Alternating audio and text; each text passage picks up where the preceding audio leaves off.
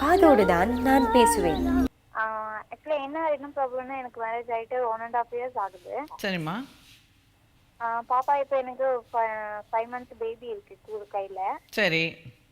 என்னோடது வந்து arrange marriage கிடையாது, லவ் மேரேஜ் தான். எத்தனை வயசு உங்களுக்கு? எனக்கு 26. 26. எத்தனை வருஷம் லவ் பண்ணீங்க? 2 years. அதுவும் ஆக்சுவலா 2 yearsல அவர் இது மாதிரி இருக்காரு, ஐ மீன் ட்ரிங்க்ஸ்ல அடிக்ட் ஆயிட்டாரு அப்படின்னு தெரிஞ்சுட்டு நான் வேணாம் சொல்லிட்டேன். அவர் எப்படி உங்களுக்கு தெரியும்? அவர் எப்படி தெரியும்? என்ன பண்ணிட்டேன்? சொல்லுங்க. உங்க வீட்டுக்காரர் எப்படி தெரியும் உங்களுக்கு? எப்படி லவ் பண்ணீங்க? இப்போ நான் சென்னையில ஒர்க் பண்ணிட்டு இருந்தேன் ஒரு எம்என்சி கம்பெனில. சரி. அந்த கம்பெனிக்கு எங்க வீட்டுக்கு ஆக்சுவலா நான் சேலத்துல, ஐ மீன் வேற ஊர்ல இருந்தேன். அந்த ஊர்ல இருந்துட்டு அவங்க வந்துட்டு சென்னைக்கு சொந்த ஊரா குடி போயிட்டாங்க. இந்த ஊர்ல இருந்து நாங்க சென்னைக்கு நான் ஜாப் தேடி போகும்போது அப்ப எனக்கு பழக்கமாச்சு. அவரும் அதே கம்பெனில வேலை பார்த்தாரா? இல்ல இல்ல, அவர் வேற கம்பெனில வேலை பார்த்துட்டு இருந்தாரு, நீங்க வேற கம்பெனில வேலை பார்த்துட்டு இருந்தீங்க. அப்ப வெளியில சந்திச்சு உங்களுக்கு பாக்கல, வேலை பார்க்கல. தெரிஞ்ச பொண்ணு அப்படிங்கறதுனால, சென்னைக்கு புதுசு அப்படிங்கறதுனால கம்பெனி கூட்டிட்டு போனாரு. எனக்கு இடம் தெரியாது அப்படின்னு சொல்லிட்டு கம்பெனிக்கு இன்டர்வியூக்கு. அதாவது நீங்களும் அவரும் ஒரே ஊருக்காரங்க. உங்களுக்கு வந்து ஒரு ஊர்ல வந்து வேலை கிடைக்குது. உங்களுக்கு புது ஊருங்கிறதுனால உங்களுக்கு வந்து துணைக்கா அவர் வராரு. ஆமா, ஒரே ஊருக்காரருங்கிறதுனால உங்களுக்கு துணைக்கு கூட்டிட்டு வராரு. ஆமா. அப்ப நீங்க 2 பேரும் பழக்கம் ஆயிட்டீங்க. அப்ப பழக்கம் ஆயிடுச்சு. சரி. பழக்கம் ஆயிட்டு நல்லா பேசிதான் இருந்தோம். திடீர்னு ஒரு 2-3 monthsல. சரி, இப்போ உங்களுக்கு வந்து தனியா ஒரு ஊருக்கு வர்றதுக்கு பயமா இருக்குன்னு சொல்லிட்டு அவரை துணைக்கு கூட்டிட்டு வந்தீங்கல்ல? இல்ல அப்படி இல்ல, நான் சென்னைக்கு தனியா தான் போனேன். அங்க வந்துட்டு கம்பெனி எந்தெந்த கம்பெனிக்கு எப்படி போறதுன்னு தெரியாம அவரு கூட்டிட்டு போனாரு. மத்தபடி வேற எதுவும் இல்ல. அதாவது உங்களுக்கு வந்து டிராவலிங் ஜாபா? வெளியில போய் டிராவல் பண்ண வேண்டிய ஜாபா? இல்ல நான் என்ன சொல்றேன் அப்படின்னா, இன்டர்வியூக்கு கம்பெனிக்கு, அதாவது இப்ப நான் ஹாஸ்டல்ல இருந்து நான் இன்னொரு கம்பெனி போறேன்னா எப்படி போகுதுன்னு தெரியாதா?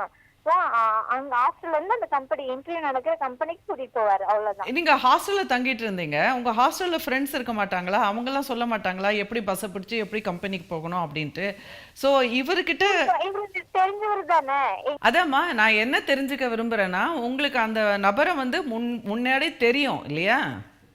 ஆமா, முன்னாடி தெரியும். இப்ப என்னோட ஃபேமிலிக்கு தெரியும், என்ன அவங்களோட ஃபேமிலிக்கு அவங்களுக்கு தெரியும். அப்போ உங்களுக்கு எங்கேயும் வந்து அவர் மேல ஒரு நம்பிக்கையும் ஒரு அட்ராக்ஷன் இருந்ததுனால தான் எல்லாரையும் விட்டுட்டு அவரை வந்து ஐடியா கேட்கணும்னு தோணி இருக்கு உங்களுக்கு.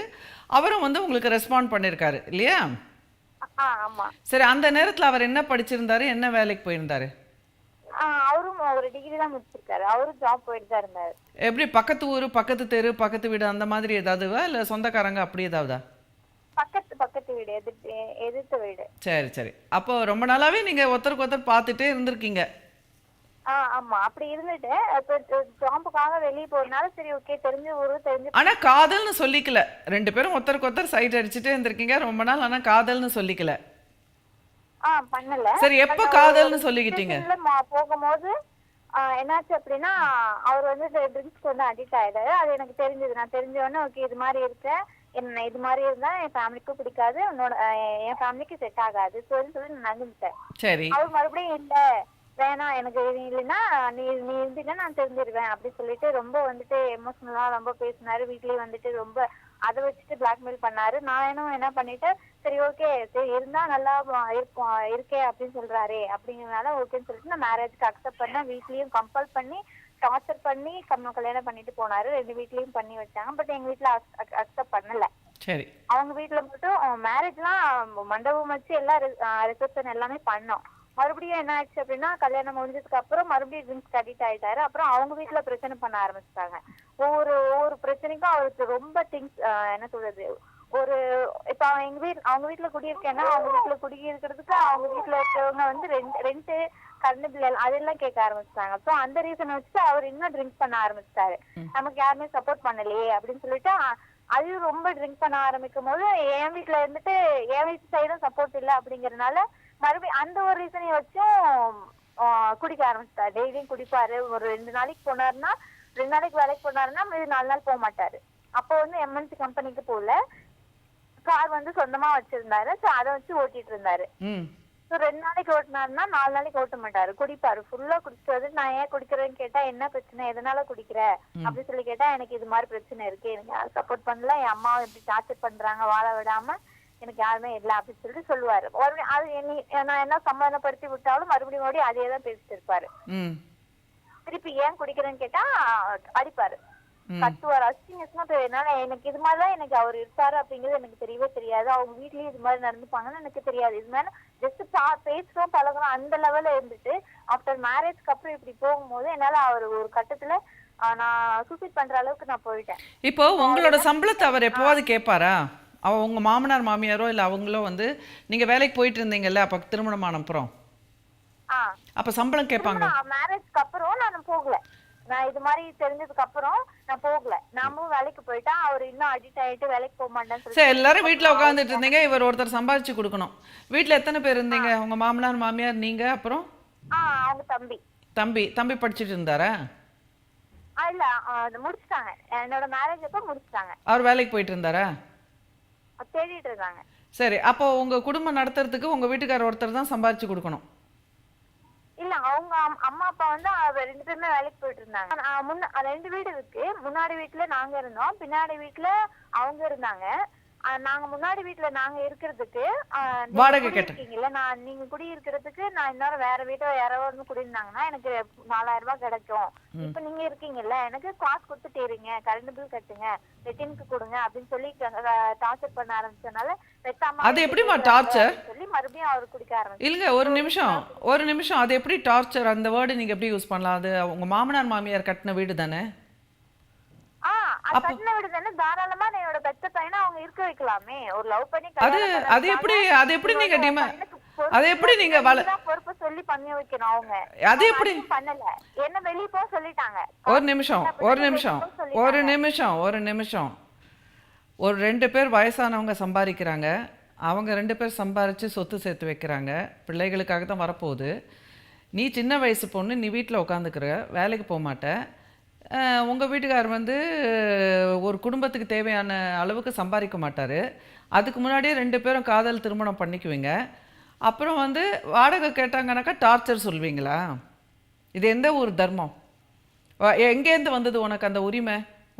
காருக்கு அவங்க வந்துட்டு மேரேஜ்க்கு முன்னாடி அவர் 2 மந்த் மட்டும்தான் அவங்க டியூ கட்டினாங்க. மீதி எல்லாமே அவரோட காசு தான். அந்த காரையும் வாங்கி வச்சுட்டு தரமாட்டேன்ட்டாரு. சரி, நீங்க காசு கேக்குறீங்கல்ல, நான் என்னோட காரை கொடுத்துருங்க, நான் அதை ஓட்டி நான் அந்த காசு நான் உங்களுக்கு தேவையான காசை நான் கொடுத்துட்றேன் அப்படின்னு அவர் சொன்னாரு. அப்பயும் உனக்கு நான் 2 மாசம் டியூ 40,000 கட்டினேன்ல, அதை நீ கொடுத்துட்டு நீ உன் காரை எடுத்துட்டு போ அப்படின்னு சொல்லிட்டாங்க. அவரு அந்த டைம்ல அவருக்கு என்ன பண்ணணும் அப்படிங்கிறது தெரியல. உங்க வீட்டுக்காரர் ரொம்ப சுயநலமானவர்ல, கையில காசே இல்ல, சம்பாதிக்க வக்கே இல்லைன்ற போது எதுக்கு கடன் வாங்கி உங்களுக்கு திருமணம் பண்ணணும்? 5 ரூபாய் ரிஜிஸ்ட்ரேஷன் பண்ணிட்டு நீங்க 2 பேரும் திருமணம் பண்ணிருக்க வேண்டியது தானே. அப்படி என்ன வயசானவங்களுக்கு கடன் வாங்கி உங்களுக்கு 2 பேருக்கும் திருமணம் பண்ணி வைக்கணும்? அது நானும் என் வீட்டு சைட்லயும் அப்படிதான் சொன்னாங்க. ஈவன் என்னோட ஹஸ்பண்டும் அப்படிதான் சொன்னாரு. அவங்க அம்மா அவங்க அப்பா வந்துட்டு அவங்க வீட்டுல பெரிய பையனா, நான் வந்துட்டு ஊரறிய நான் சேர்ந்து நான் கல்யாணம் பண்ணி வைப்பேன், 4 வீட்டு பங்காளிங்க வந்து அசிங்கமா நினைப்பாங்க, சோ நான் கல்யாணம் பண்ணி மண்டபத்திலே வச்சிருன்னு சொல்லி அவங்கதான் வச்சாங்க. நாங்க எங்க சைட்ல இதுல எந்த ப்ராப்ளமே இல்லை. இப்ப என்ன ஆச்சு அப்படின்னா, இப்ப வந்துட்டு அவருக்கு என்ன பண்றதுன்னு தெரியாம, இப்ப நம்மளும் இது மாதிரி சம்பாதிக்காம இருக்கமே, பொண்டாட்டி என்ன பண்றதுன்னு தெரியாம இல்ல. அதுக்கப்புறம் சரி, ஓகே, உங்க மாமனார் மாமியார் உங்களுக்கு விமர்சையா அவங்க ஆசைக்கு கல்யாணம் பண்ணாங்க. அப்புறம் பொழைக்கிறதுக்காக அவங்க இஎம்ஐ கட்டி ஒரு கார் வாங்கி உங்க வீட்டுக்காருக்கு கொடுத்தாரு, ஓட்டி பொழைச்சுக்கோன்னு. இல்ல பொழைக்கிறதுக்காக இல்ல, ஒரு ஜாப்ல போகும்போது இவரே கட்டி இவரே மாசமா ஒரு லோன் போட்டிருப்பாரு போல, லோனா சம்திங் சீட்டு போட்டு காசு சேவ் பண்ணி அந்த காசுல இவரு வாங்கின காரு. சரி, அதுக்கு இஎம்ஐ அவர் தான் கட்டணும். 2 மாசம் வந்து பேரண்ட்ஸ் என்னோட வீட்டுக்காரோட பேரண்ட்ஸ் வந்து 2 மாசம் டியூ கட்டிட்டாங்களாம். அந்த டியூவை நீ குடுத்துட்டு நீ காசு எடுத்துட்டு போ சொல்லிட்டாங்க. சரி ஓகே அது சரி. அப்புறம் என்னாச்சு அப்படின்னா, அவங்க இது மாதிரி பண்றாங்களே, பெற்றவங்களே எனக்கு வாழ வழி விடாம இப்படி பண்ணும்போது நான் எங்க போவேன்னு சொல்லி, அது இல்லாம அவரை வீட்டுக்கு வெளியே போட்டு அசிங்கமா பேசி, ரொம்ப அசிங்கமா பேசி, நீ வந்து எப்படி நான் இந்த வார்த்தையெல்லாம் எப்படி யூஸ் பண்றதுன்னு தெரியல, அவர் வீதியிலேயே நிக்க வச்சு அவரை அசிங்கமா பேசி என்ன வீட்டு விட்டு வெளியே போன்னு சொல்லி ரொம்ப அசிங்கம் பண்ணிட்டாங்க. என்னால அந்த இடத்துல இருக்கவே முடியல. இவரும் அதுக்கேத்த மாதிரி குடிச்சிட்டு வந்துட்டு அவரை பேசுறதுக்கு, அவங்க வந்துட்டு இவங்களை பேசுறதுக்கு ரொம்ப ஒரு மாதிரி ஆயிடுச்சு. என்னால அங்க இருக்க முடியல. பிளஸ் இவரும் எனக்கு வந்துட்டு ஓகே நெக்ஸ்ட் ஸ்டெப் ஆனது ஆயிடுச்சு, நெக்ஸ்ட் ஸ்டெப் போலாம் அப்படின்னு சொல்லிட்டு நெக்ஸ்ட் ஸ்டெப் எடுக்கல. மறுபடியும் இருக்கிற திங்ஸ் எல்லாத்தையுமே அந்த காருக்காக என்னோட நகை எல்லாமே வச்சாரு. பிளஸ் என்னோட கார்ட்ஸ் எல்லாமே யூஸ் பண்ணாரு. அது எல்லாமே இப்ப என்னால நான் அது எதுவுமே கட்டல. குடிச்சு மறுபடியும் அவங்க வீட்டுல பிரச்சனை பண்ணாலும் எதுவுமே கட்டல. இதெல்லாம் நான் என் வீட்ல எதுவுமே நான் சொல்லாம இருந்தேன். திடீர்னு இவரு மறுபடியும் குடிச்சிட்டு வந்துட்டு அவங்க வீட்டு பிரச்சனை பண்றாங்கன்னு சொல்லிட்டு குடிச்சிட்டு வந்துட்டு இந்த நடுராத்திரில வீதியில நின்று அசிங்கமா பேசி, அவங்க அம்மா அவங்க அப்போ அசிங்கமா பேசுனாம என்னையும் அசிங்கமா பேசி பேசணும். என்ன அசிங்கமா பேசுனாலும் அதனால தாங்க முடியல. நான் அம்மா அப்பா விட்டுட்டு உனக்காக வந்து நீ என்ன இப்படி பேசுறேன்னு சொல்லி நான் வந்து சூசைட் பண்ண போயிட்டேன். அதுக்கப்புறம் வந்து அம்மா வீட்டுல அவரே சரி நான் இது மாதிரி சூசைட் பண்ண போகும்போது அவரே அம்மா வீட்டுக்கு கால் பண்ணி இந்த மாதிரி பிரச்சனை சொல்லல. அப்பா அவங்க பொண்ணு மாசமா இருக்கு, நீங்க வந்து கூட்டிட்டு போங்க, நீங்களும் வரமாட்டேன்றீங்க, நாங்களும் எங்களும் வரக்கூடாதுன்னு சொல்லிட்டீங்க சார், நீங்க வந்து கூட்டிட்டு போயிருங்க அவங்க பொண்ணு அப்படின்னு சொன்னோன்னே என் வீட்டுல வந்து எந்த பிரச்சனையும் சொல்லாம என் வீட்டுல வந்து அம்மாவும் என்னோட மாமாவும் வந்து கூட்டிட்டு போயிட்டாங்க. எத்தனை மாசம் இருக்கும்போது? 5 மாசத்துல. சரிம்மா. வீட்டுக்கு வந்துட்டு அதுக்கப்புறம் என்ன பிரச்சனை அப்படின்னு சொல்லி இங்க கேட்கும்போது நான் ஒரு பிரச்சனையா இது மாதிரி அவங்க வீட்டுல பண்ணது இவர் பண்ணது எல்லாமே நான் சொன்னேன். சரி ஓகே முன்னாடியே சொல்லியிருந்தா என்ன பிரச்சனை எல்லாம் இவ்வளவு அளவுக்கு வந்துற அளவுக்கு நாங்க விட்டுருக்க மாட்டோமே சொன்னாங்க. சொன்னாங்க சரி ஓகே அப்படின்னு சொல்லி நாங்க சைலண்ட் ஆயிட்டோம். அதுக்கப்புறம் கால் பண்ணி இல்ல நீ வா பரவாயில்ல, எதுக்கு நீ உங்க வீட்டுக்கு போன, நான் தானே உங்க மாமா வீட்டுக்கு தானே போக சொன்னேன், நீ ஏன் உங்க அம்மா வீட்டுக்கு போன அப்படின்னு சொல்லி அதுக்கு ஒரு பிரச்சனை அசிங்கமா பேசினார். போன் பண்ணி வீட்லயே வந்துட்டு எது இருந்தாலும் வீட்டுக்கு வா, வந்து எது இருந்தாலும் பேசி நீ சமாதானம் பண்ணி உன் பொண்டாட்டி கூட்டிட்டு போன்னு சொன்னாங்க. அவர் அது கேட்காம போன்ல அங்க இருந்துட்டு எல்லாத்துக்கும் என் அம்மா அப்பா என்னோட ரிலேட்டிவ்ஸ் எல்லாத்துக்குமே போன் பண்ணி அசிங்கமா பேசினாரு. இதுதான் பிரச்சனை. இப்ப இதையே கண்டினியூவா பண்ணிட்டு இருக்காரு. இப்ப வந்துட்டு அவருக்கு என்ன ஆச்சு அப்படின்னா நான் இல்ல போன் பண்ணி அசிங்கமா பேசுறாரு. இங்க வா இங்க வந்து வாழுங்க அப்படின்னு சொன்னா வரமாட்டேன்றாரு. இப்ப புரியுதா? இப்ப வந்து எனக்கு வீட்டுல வந்து அவங்க வந்து எதுவுமே கொடுக்க மாட்டேன், என்ன சொல்றது, என்னை யாருமே பாத்துக்கல, அதனால நீ தான் பாத்துக்கணும், எல்லாமே நீ தான் வரணும், நீ தான் பண்ணணும், அவர் இப்ப கூட இல்ல. அவர் இப்ப அந்த வீட்டை விட்டுட்டு உங்க அம்மா அப்பா வீட்டுல உங்களை வச்சுக்கிறதுக்கு ஒத்துக்குவாங்களா? உங்களே உங்க வீட்டுக்காரையும் வச்சுக்கிறதுக்கு? என் அம்மா அப்பா வீடு என்ன சொல்றாங்க அப்படின்னா இங்க வரட்டும், ஆனா எங்க வீட்டுக்கு வேணாம். ஏன்னா அந்த அளவுக்கு பண்ணிட்டாரு. ஒரு மாமியார எப்படி பேசணுமோ அப்படி பேசாம எப்படி நினைக்கணுமோ அதை விட கேவலமா பேசிட்டாரு. அப்பா என்னோட அப்பாவையும் சரி அதை விட மோசமா பேசிட்டாரு. இங்க சண்டையும் ஆயிடுச்சு. சரி இப்ப தனியா இங்க ரொம்ப அசிங்கமா அதுவும் சண்டை ஆயிடுச்சு. சரி இப்ப தனியா ஒரு வீடு எடுத்து உங்களை கொடுத்து நடத்துறதுக்கு முடியுமா அவருக்கு? அதுவும் முடியாது. அதுவும் இப்ப அவர் வந்துட்டு இப்ப என்ன ஒரு கம்பெனிக்கும் வேலைக்கும் போகல. என்ன கம்பெனி போறாருன்னா ஒரு அந்த கம்பெனி பேர் சொல்லல, ஒரு ஃபுட் சரி ஏதோ பண்றாரு. இப்போ உங்களுக்கு என்ன வேணுமா? இப்போ நீங்க சரி எனக்கு புரிஞ்சிருச்சு, உங்க சிச்சுவேஷன் எனக்கு புரிஞ்சிருச்சு. இப்போ உங்களுக்கு என்ன வேணும்? என்ன ஆச்சு அப்படின்னா இப்ப வந்துட்டு நான் டிவோர்ஸ் அப்ளை பண்ணலான்னு இருக்கேன். அவருக்கு கூட போனாலும் அவர் மறுபடியும் நான் அவங்க அம்மா அப்பா பேச்சு இப்ப வந்து அவங்க அம்மா அப்பா இப்ப பேச்சு கேட்டுட்டு இங்க வரமாட்டேன்றாரு.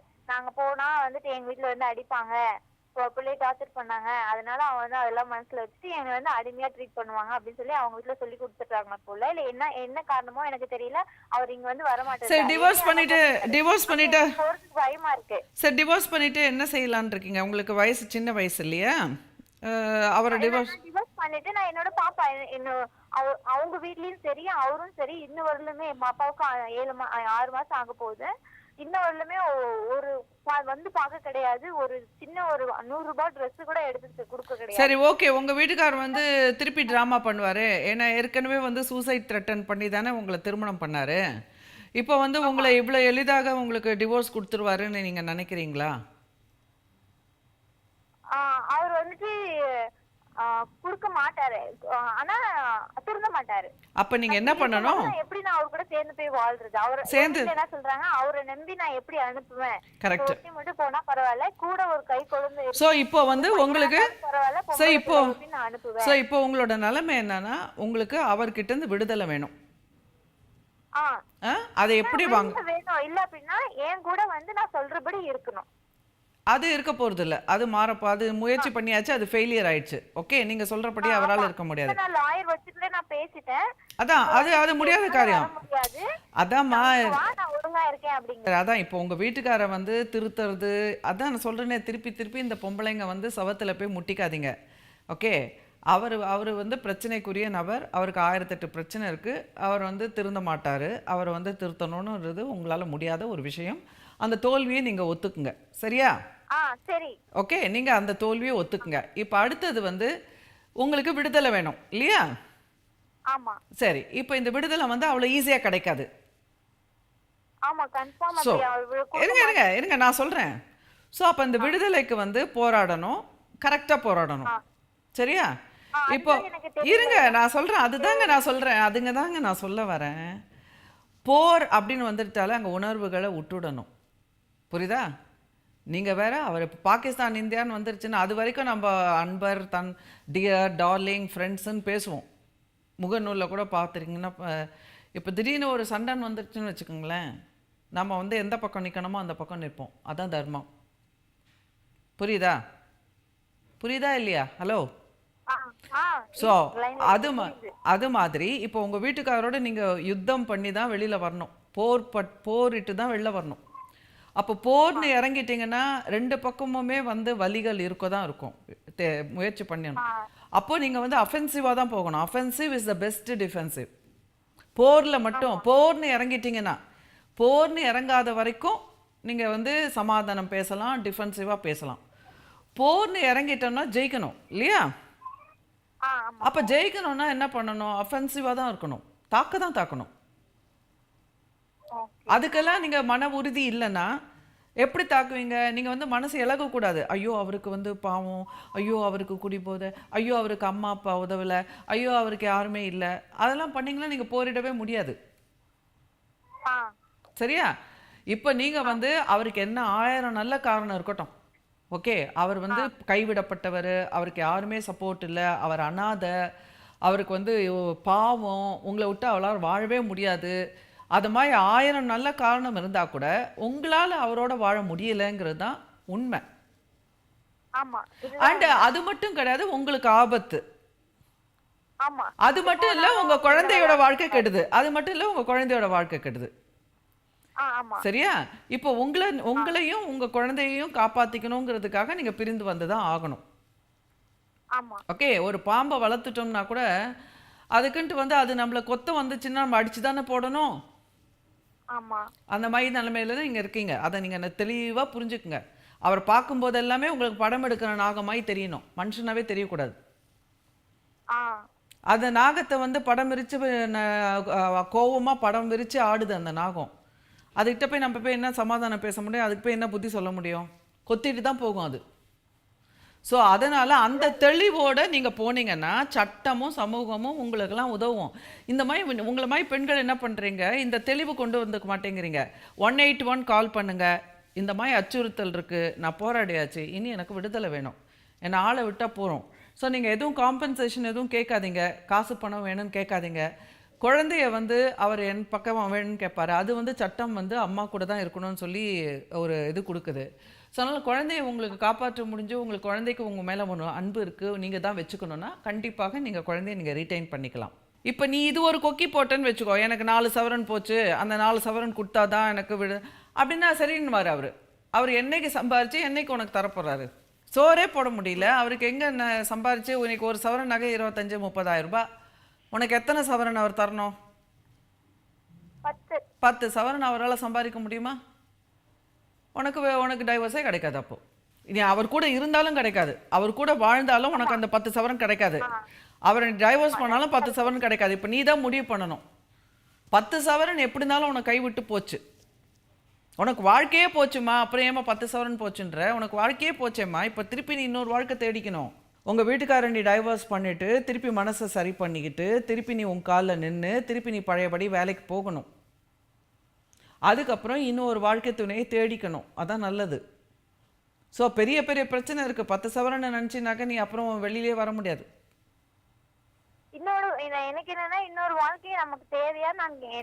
அது அப்புறம் பார்க்கலாம். அது இன்னும் 10 வருஷம். அது 10 வருஷம். இப்போ நீ ஃபர்ஸ்ட் பொழைச்சி இருக்கணும்ல. வாழ்க்கை வந்து அப்புறம் பார்த்துக்கலாம். அது ஒரு 10 வருஷம் கழிச்சு கூட பார்த்துக்கலாம். முதல்ல நீ இப்போ இதுலேருந்து விடுபடணும்ல, அதை பார்க்கணும். இல்ல இப்போ இன் கேஸ் வந்துட்டு ஒரு 3 மந்த்க்கு அப்புறம் சரி ஓகே நான் இந்த கேஸ் வந்துட்டு ஆற போட்டுடலாம், இன்னும் எனக்கு முடிவு நான் கிளியரா இல்ல அப்படிங்கிற அந்த இன் பிட்வீன்ல அவர் வந்து இங்க சேலத்துல இருக்கேன் அப்படின்னு சொன்னா அவரை நம்ம சேர்த்துக்கலாமா சேர்த்துக்க வேணாமா? உங்களை மாதிரி பொம்பளைங்க திருந்தவே மாட்டீங்க. உங்களை மாதிரி பொம்பளைங்க வந்து எல்லாரையும் சாவடிப்பீங்க. ஓகே?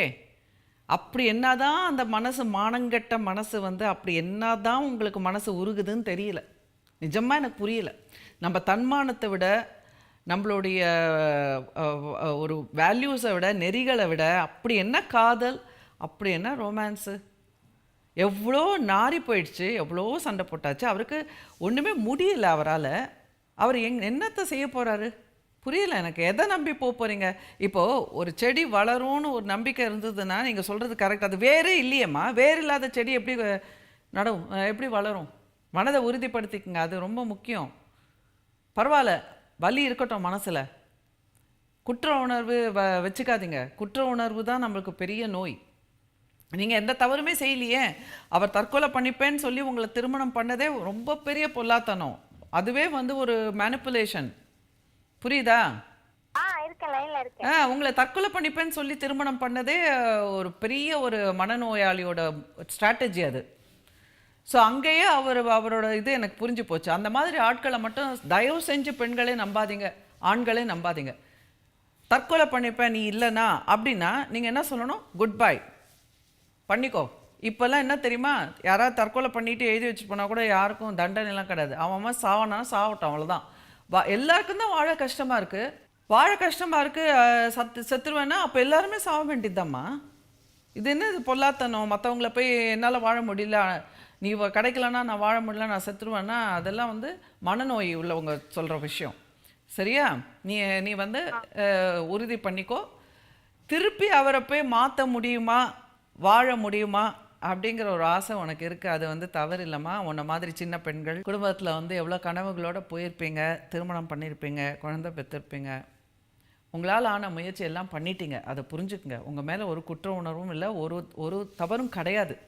அதனால் தயவு செஞ்சு துணிவாக போகிறோம். நான் தோல்வி அடைஞ்சிட்டேன், நான் ஃபெயிலியர், இந்த திருமணம் ஃபெயிலியர், பரவாயில்ல அப்படின்னு ஏற்றுக்குங்க. போராடாதீங்க.